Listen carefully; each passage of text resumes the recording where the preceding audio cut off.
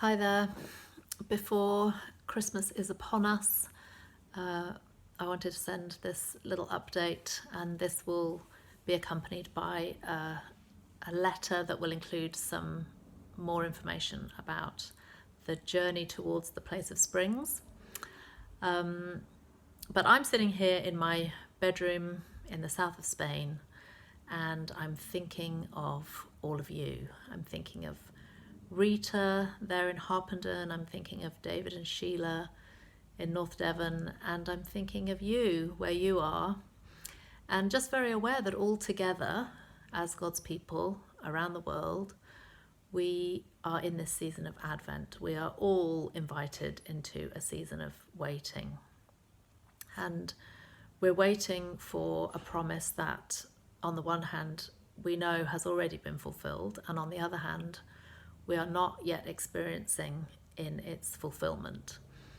And so there's this place in our hearts that gets in tune with waiting during these weeks of Advent. And as you know, our family is in a very particular season of waiting. And it could be that you have been waiting for an update since we passed the deadline at the end of November, which was the original agreed date by which we would purchase the place of springs. And we have passed that deadline, and we are still waiting. We are in touch with the seller of the property, and she is happy to wait with us. So all together we are trusting that we're coming to the end of this time of waiting.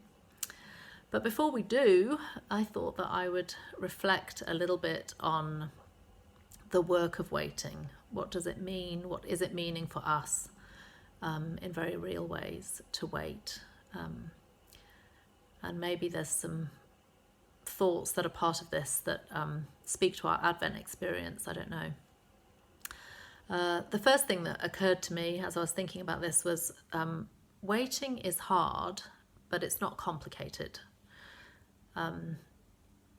To wait, you simply keep showing up.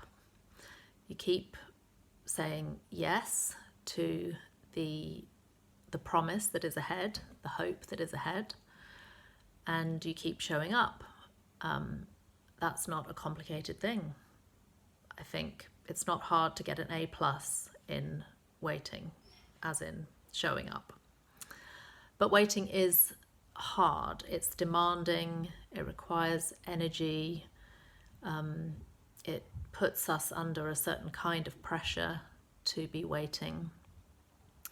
And it requires strength for this kind of patient endurance, or maybe impatient endurance, depending on the day. And so we're grateful for the grace for the hard, the continued strength. We don't feel strong. We actually feel very weak, I think, in this season. And yet, every day we have what we need to keep saying yes and to take the next step. So waiting is not complicated, but it can be hard. Another thing I thought about waiting is that waiting requires hope. It's really hard to wait if we don't have a sense of hope for the thing that we're waiting for. So we need to stay connected with our vision, the reason for our hope. And so again, that's one thing that we're really grateful for in this season, is that day by day and moment by moment, God is meeting us in ways that reminds us of his goodness, his faithfulness, that our hope is in him. Our hope is not in a property. Our hope is not in mortgage providers. Our hope is not even in wonderful supporters. Our real hope is in the person of Jesus, is in God himself. And we need to stay connected, ultimately connected with the reason for our hope. So waiting requires hope.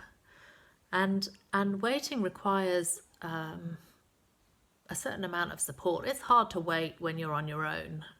It's hard to keep saying yes to an unfulfilled promise and to keep showing up and waiting, and to do that on your own. And of course, sometimes we might be required to do that. But in this season, we are so aware of all the people who have surrounded us to prayerfully wait with us, to keep reminding us of the hope and the assurance and the vision, and to keep being with us in that way. So this is a huge thank you to all of you who, through this more or less lengthy journey, have continued to show up, and to support us and surround us. And we're really amazed, actually, at the very relational way that this journey has unfolded, and it's been a huge encouragement to us. So thank you so much to all of you. It really matters. Waiting requires that kind of support. And waiting changes us, which is a funny thing to say, because in some ways it feels as though when we wait, we're not really doing anything. We're waiting, but it's not. It doesn't always look like intense participation or active doing. Waiting can feel like not doing.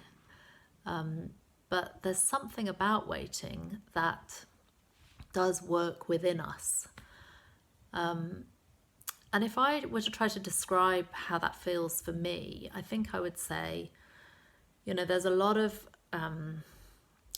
activity on the surface of our lives, and signing contracts and doing mortgage applications and communicating and talking to this lawyer and getting stuff translated, and there's a lot of activity on the surface, but somehow the waiting is working in, at least this is how it feels for me, a kind of a deep, much more still place,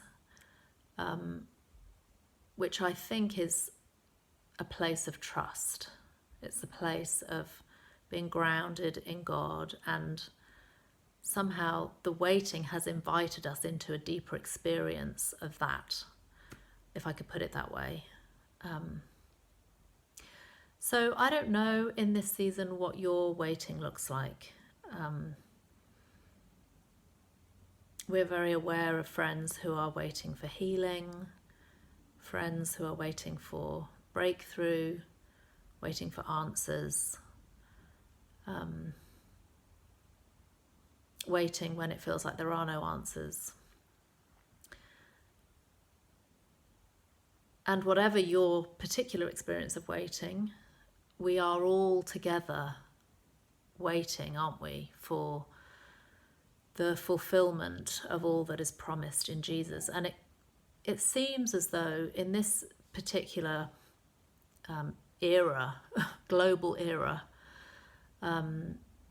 we're perhaps even more in touch with a deep sort of groaning that Jesus would come. Come, Lord Jesus. That's the cry of Advent, the prayer of Advent. Come, Lord Jesus, come. And, with all that is happening around the world, in terms of politics and pandemics and the challenges of this era in history, it could be that we're even more connected to this groan for Jesus to come. And that sort of inner groaning, if I can put it that way, is very much the prayer of a waiting people. So even in sending this update about our own journey of waiting with the Place of Springs, we want to do that with an awareness that very many of us wait for particular things and for this this fulfillment of our shared desire that Jesus would come even more fully in our lives. So blessings on each of you this Christmas, and may Jesus come indeed in each of our individual experiences and to all of us together. Bless you guys.